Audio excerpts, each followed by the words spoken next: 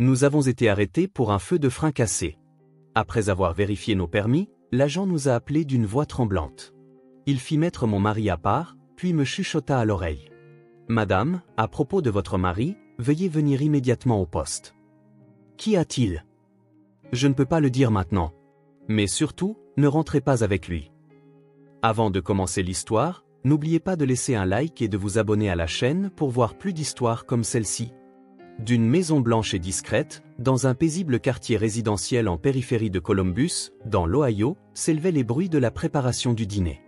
Dans la cuisine, Jessica Miller coupait des carottes. En tant que graphiste dans une agence de publicité, elle chérissait plus que tous les moments passés en famille. Cela l'aidait à oublier l'agitation de la semaine. Maman, qu'est-ce qu'on mange ce soir? Fit Ryan, 8 ans, en faisant irruption dans la cuisine. Il avait encore les joues rondes d'un petit garçon, mais il avait récemment grandi et affichait souvent des expressions plus matures. Le steak préféré de papa. Tu aimes ça aussi, n'est-ce pas? Répondit Jessica avec un sourire. Voir les yeux de son fils s'illuminer lui réchauffait le cœur. Cuisiner de délicieux repas pour sa famille était le meilleur remède contre la fatigue de la journée. Oui, j'adore ça aussi. Je vais le dire à Mia. Ryan se précipita vers les escaliers. De l'étage parvint la voix aiguë de Mia, 6 ans. Venant tout juste d'entrer en première année, c'était une vraie petite demoiselle qui, contrairement à son frère, voulait toujours porter de jolies robes. Le bruit de la porte d'entrée qui s'ouvrait fit faire un léger bond au cœur de Jessica. C'était l'heure du retour de son mari, Robert. Il travaillait comme conseiller financier dans une grande entreprise du centre-ville et menait une vie bien réglée, rentrant toujours à la même heure. Je suis rentré, chérie. La voix calme de Robert résonna dans le couloir. Même dans son costume, cet homme de grande taille dégageait une aura de douceur. Ses cheveux châtains clairs commençaient à grisonner, mais cela ne semblait qu'ajouter à son charme. Bon retour à la maison.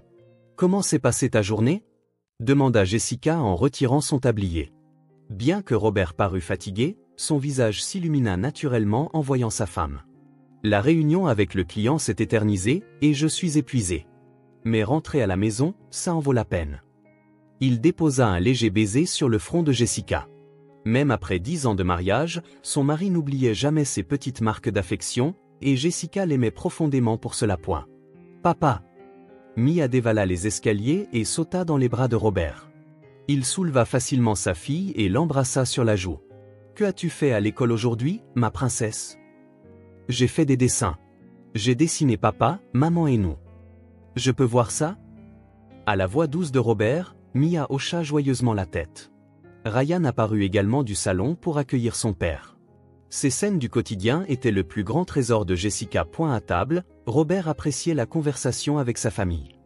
Jessica, allons voir tes parents ce week-end.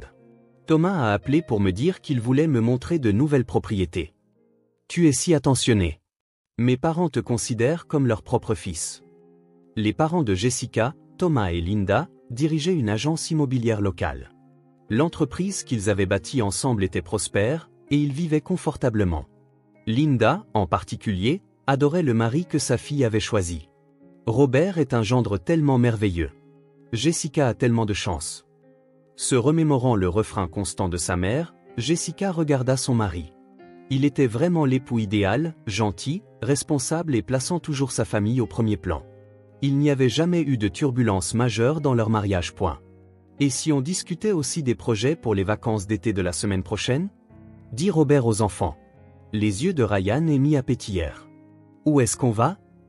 C'est encore un secret, mais c'est un endroit que vous allez adorer. Robert sourit d'un air mystérieux. Il cherchait toujours des moyens de rendre sa famille heureuse.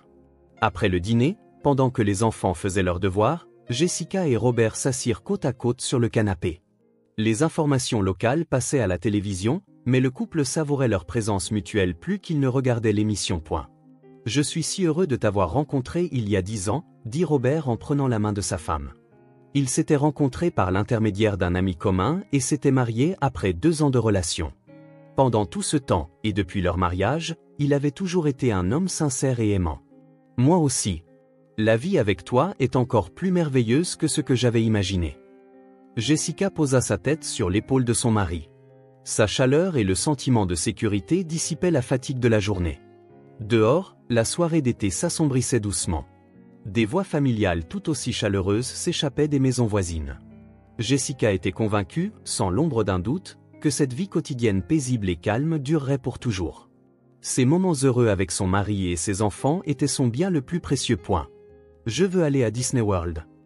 La voix excitée de Mia retentit au-dessus de la table du petit déjeuner.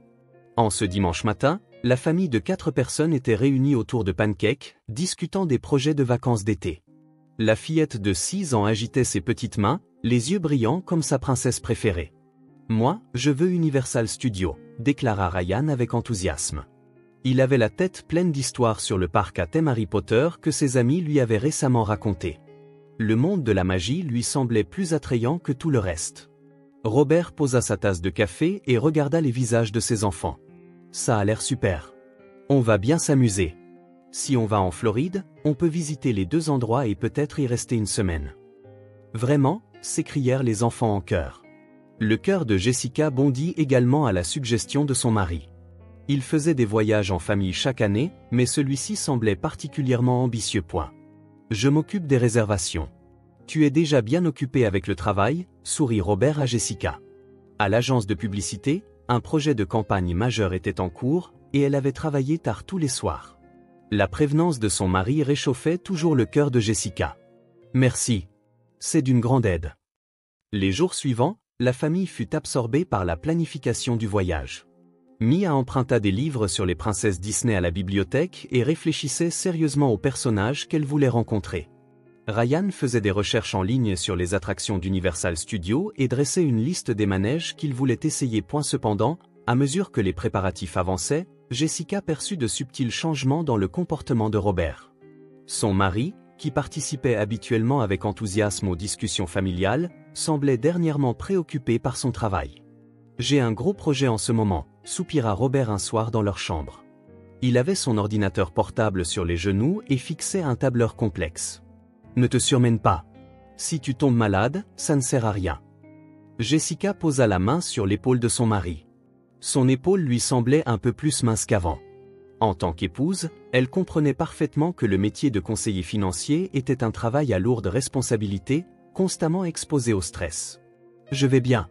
Une fois la présentation du mois prochain passée, les choses se calmeront. » Robert posa sa main sur celle de sa femme. Sa main semblait un peu froide, mais Jessica attribua cela à une simple fatigue. Le mercredi, en milieu de semaine, Jessica rendit visite à ses parents.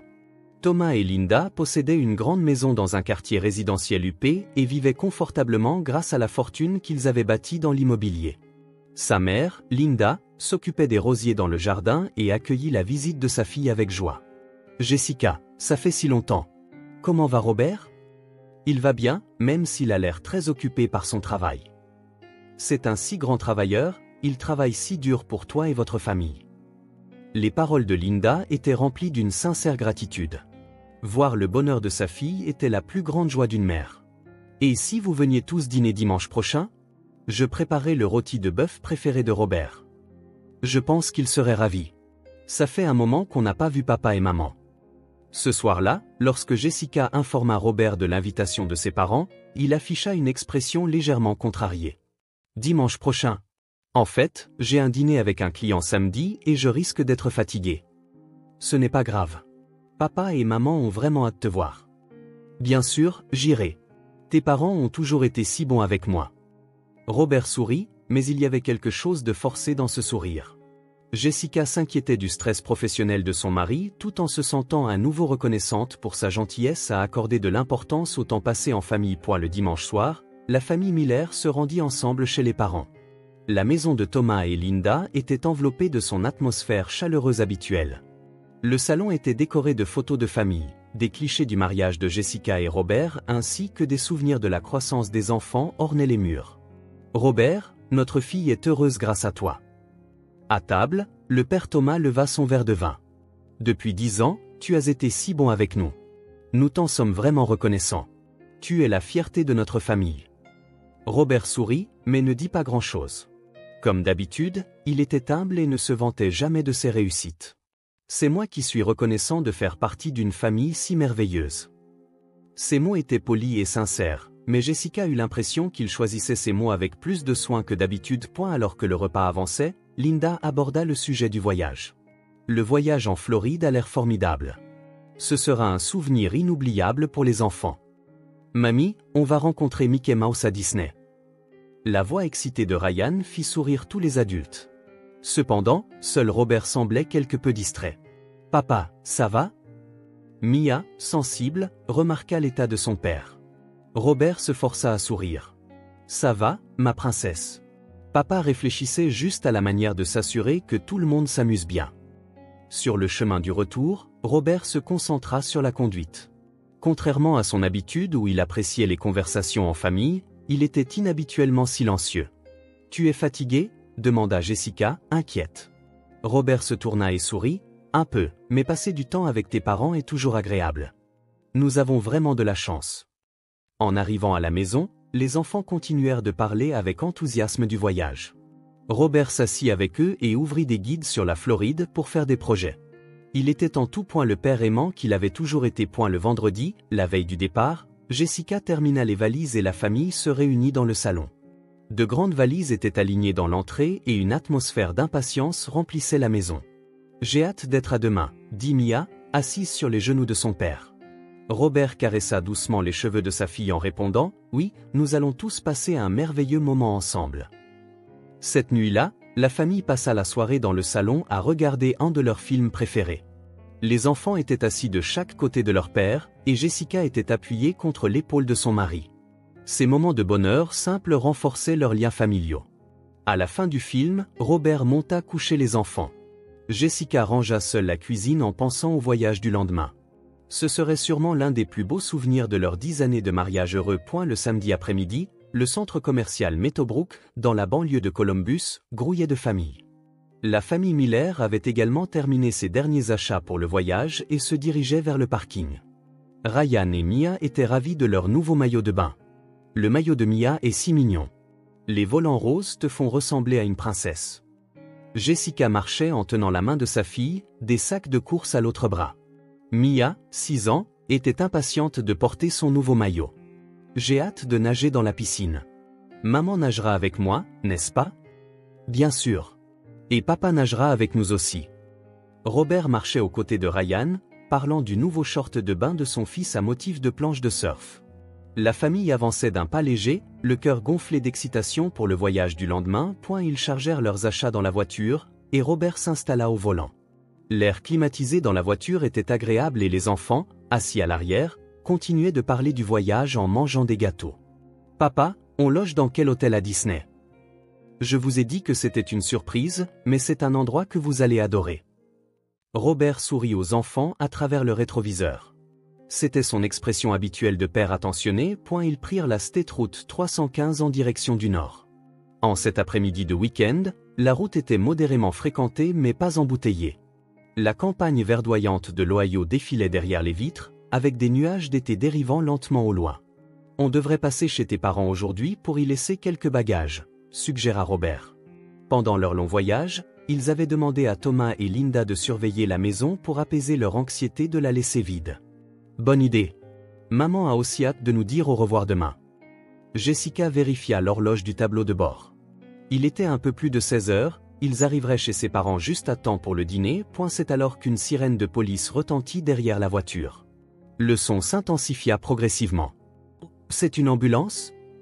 Quand Jessica se retourna, elle vit une voiture de police juste derrière eux.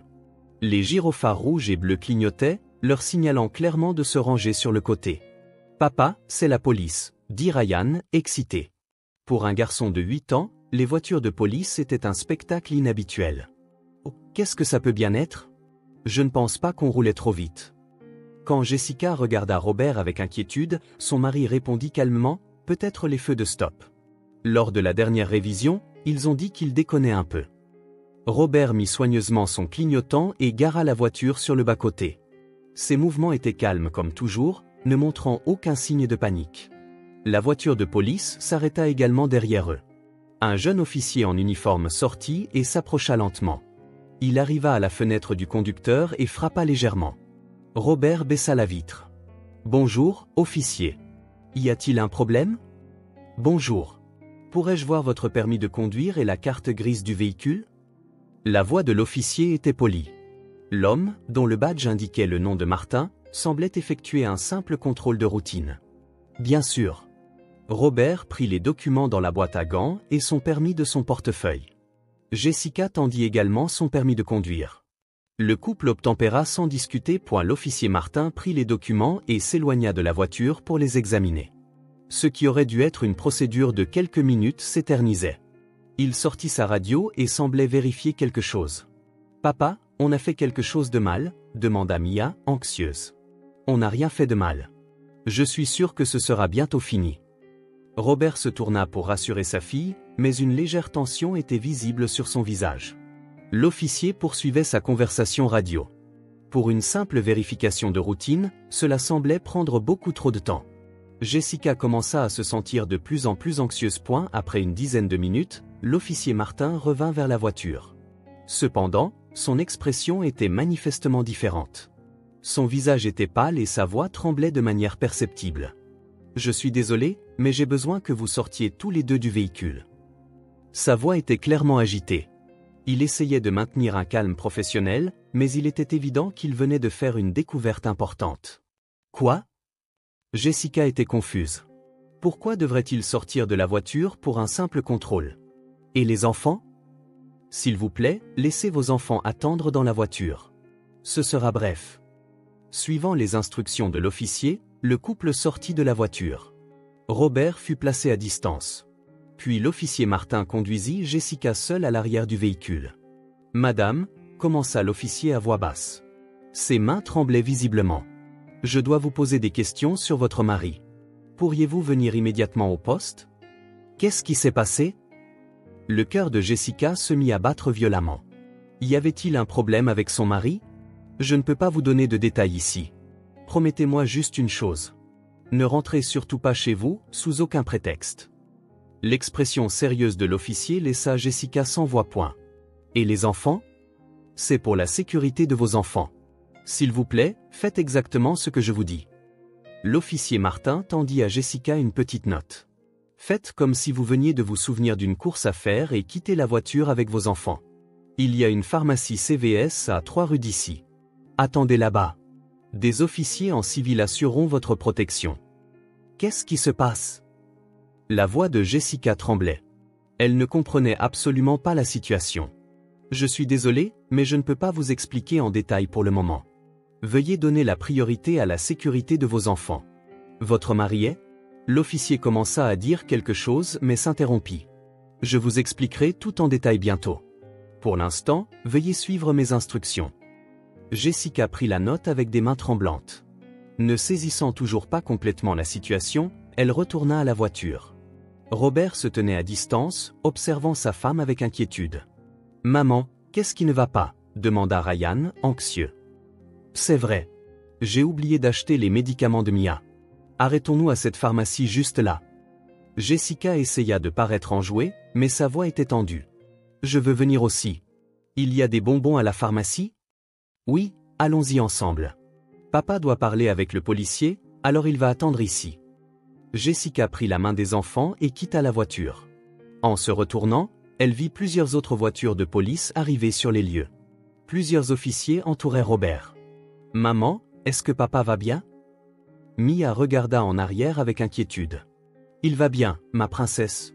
Ce sera bientôt fini. » Sur le chemin de la pharmacie, Jessica sentait ses jambes trembler. Ces 3 rues ne lui avaient jamais paru aussi longues. Lorsqu'ils atteignirent l'entrée de la pharmacie CVS, un officier en civil s'approcha comme prévu. « Êtes-vous Jessica Miller ?» dit doucement un officier d'âge mûr. « Oui. Je vais vous escorter, vous et vos enfants, en lieu sûr.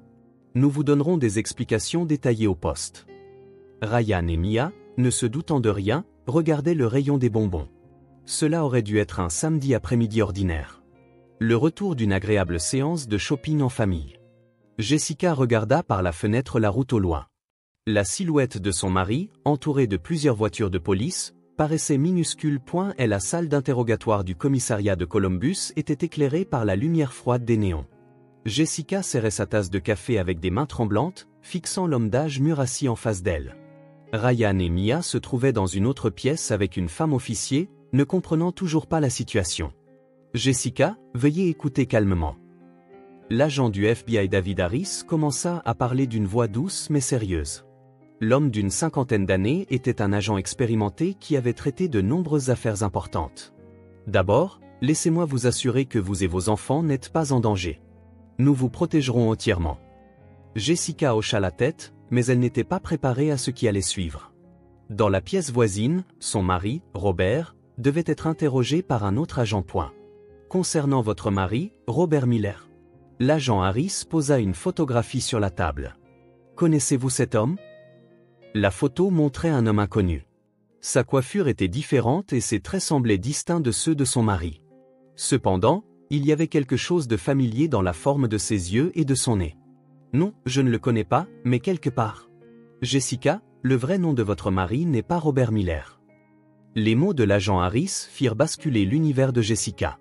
Son vrai nom est James Carter, et c'est un tueur en série qui a assassiné 3 femmes il y a 15 ans.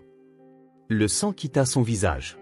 Sa main qui tenait la tasse de café se mit à trembler si violemment que la tasse cliqueta contre la soucoupe. C'est impossible. Vous devez faire une erreur. Ce sont les résultats des tests ADN. Il n'y a aucune erreur. L'agent Harris sortit un autre document. C'était un document officiel contenant des résultats d'analyse scientifique. Il y a 15 ans, à Détroit, dans le Michigan. Toutes les victimes étaient des femmes célibataires et riches. L'agent montra des photos des victimes une par une. C'étaient toutes des femmes belles et raffinées. Il approchait les victimes, nouait des relations amoureuses avec elles, puis les assassinait pour leur argent. Environ 2 millions de dollars en liquide et en biens ont été volés au total. Jessica s'agrippa à sa chaise en écoutant. Elle ne pouvait pas croire que c'était la réalité. Après les faits, James Carter a disparu. Nous pensons qu'il a utilisé l'argent volé pour de la chirurgie esthétique et a créé de faux papiers d'identité. Puis, 5 ans plus tard, il a commencé une nouvelle vie sous le nom de Robert Miller. Mais pourquoi moi? Nous ne sommes qu'une famille ordinaire. Le patrimoine de vos parents. Les mots de l'agent Harris stupéfièrent Jessica. L'entreprise immobilière de Thomas et Linda est extrêmement prospère, avec un patrimoine estimé à plus de 5 millions de dollars. James visait cette fortune depuis le début. Les documents étalés sur le bureau contenaient des informations détaillées sur les biens de ses parents, les finances de l'entreprise et même la composition de la famille. Il a passé 3 ans à planifier son approche. Il a arrangé votre rencontre par l'intermédiaire d'un complice se faisant passer pour un ami commun et avait fait des recherches sur vos passe-temps et vos préférences à l'avance. Jessica sentit sa poitrine se serrer. Leur rencontre, leur premier rendez-vous, la demande en mariage, tout avait été calculé. Même après le mariage, il a agi avec prudence. Mais récemment, il a commencé à passer à l'action. L'agent ouvrit un autre dossier. Il y a 2 semaines, il a été vu en train de tenter de saboter la voiture de vos parents. Nous pensons qu'il prévoyait de couper les conduites de frein pour faire passer leur meurtre pour un accident. Non, c'est impossible. La voix de Jessica était rauque. Elle ne pouvait pas croire que Robert, qui aimait tant ses parents, avait en réalité essayé de les tuer. Heureusement, il y a eu un témoin, donc cela est resté une tentative. Après cela, nous avons maintenu une surveillance 24 heures sur 24. Pourquoi ne l'avez-vous pas arrêté à ce moment-là? Il avait déjà pris des otages pour fuir par le passé. Nous ne pouvions pas mettre vos enfants en danger. L'agent Harris se leva et regarda par la fenêtre. Nous avons adopté une approche privilégiant la sécurité de la famille. Le plan était de vous mettre, vous et vos enfants, en sécurité d'abord, puis de l'appréhender. Le contrôle routier d'aujourd'hui visait à créer cette opportunité. Jessica prit sa tête entre ses mains. 10 ans de mariage n'avaient été qu'un mensonge. Mais les enfants, Ryan et Mia, le considèrent comme leur vrai père. Les tests ADN confirment que vos enfants sont bien vos enfants biologiques. Cependant, l'agent choisit ses mots avec soin. Quant à savoir si James est réellement leur père, cela nécessitera des tests supplémentaires. Ce fut un autre choc. Même le secret de la naissance des enfants était devenu un certain point. Alors pendant 10 ans, tout n'était que mensonge? Tout le temps que nous avons passé ensemble n'était que de la comédie? Demanda Jessica en larmes.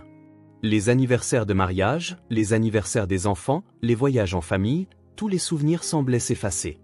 Vous devriez lui poser la question vous-même, dit l'agent Harris en désignant la porte de la pièce adjacente. Il a tout avoué. Si vous le souhaitez, vous pouvez le voir. Jessica se leva en tremblant. Elle devait avoir une dernière conversation avec l'homme qu'elle avait aimé pendant 10 ans, l'homme qu'elle croyait être le père de ses enfants. Dans la salle d'interrogatoire voisine, Robert, ou plutôt James Carter, était assis, menotté. Quand il vit sa femme entrer, son visage se tordit de douleur. Jessica. Sa voix semblait différente de d'habitude. La voix douce qu'elle avait écoutée pendant 10 ans lui paraissait maintenant celle d'un étranger. Pourquoi? Ce fut son premier mot. Au début, c'était pour l'argent. Je voulais la fortune de tes parents, répondit James honnêtement. Il n'y avait plus rien à cacher. Mais, il commença à dire quelque chose et s'arrêta. Mais quoi? En cours de route, j'ai vraiment commencé à t'aimer. Ryan et Mia aussi, je les considérais comme ma vraie fille et mon vrai fils. C'est un mensonge. Tout n'est que mensonge. Cria Jessica. Et les enfants? Tous ces jours passés avec eux, c'était aussi de la comédie? James ne put répondre. Son silence en disait long. Je t'ai aimé pendant 10 ans. Mais toi, tu ne m'as jamais aimé. Les larmes de Jessica ne cessaient de couler. Qu'est-ce que je suis censé dire aux enfants? Que leur père était un meurtrier? S'il te plaît, ne le dis pas aux enfants. Je n'ai pas de faveur à te demander.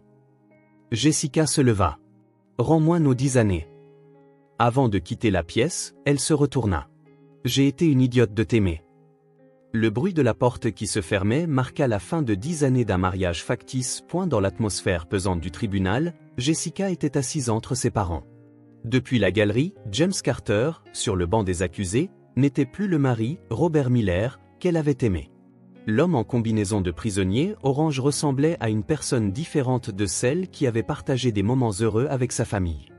Accusé James Carter, je vous condamne à la réclusion à perpétuité pour meurtre au premier degré. La voix du juge résonna dans la salle d'audience. Jessica ressentit un soulagement mêlé à un profond sentiment de vide. C'était le moment où 10 années d'amour supposé étaient légalement et complètement anéanties. Après avoir entendu le verdict, James se tourna et regarda Jessica. Ses lèvres bougèrent légèrement. Jessica, je veux que les enfants m'oublient. Ce furent ses derniers mots. Jessica observa sa silhouette s'éloigner, emmenée par les huissiers, jusqu'au bout.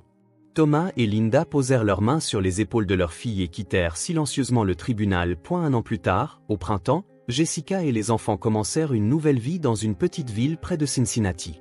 La maison que Linda avait trouvée était beaucoup plus petite que leur maison de Columbus, mais elle était remplie d'une lumière chaleureuse. « Maman, où est papa ?» Le soir du 7e anniversaire de Mia, elle demanda d'une petite voix depuis son lit. Au cours de l'année écoulée, sa fille répétait occasionnellement la même question. « Papa est parti très loin », répondit Jessica en caressant doucement les cheveux de sa fille. Suivant les conseils du psychologue, elle racontait progressivement la vérité aux enfants, de manière adaptée à leur âge. « On ne peut plus le voir ? » « Non, ma chérie. Mais maman sera toujours avec toi. » Ryan, âgé de 9 ans, écoutait ces conversations avec une expression mature. Il avait tout compris. Un jour, il dit à sa mère, « Maman, on est là, alors ça va.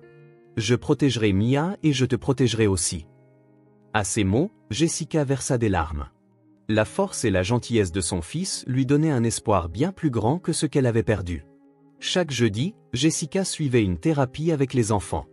Avec l'aide de professionnels, ils reconstruisaient leurs liens en tant que famille.